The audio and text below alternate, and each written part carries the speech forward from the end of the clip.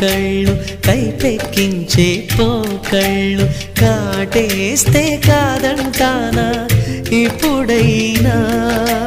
వయసేమైనా సొగసేమైనా మరపించే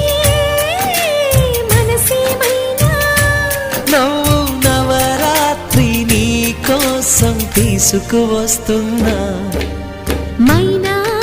ఏమైనావే మన్మథ మాసం అయినా ఎంతైనా ఇది మెత్తని మోసం తీయనైన తీరిక తీర్చమంది కోరిక నీకు తోడు నేనికా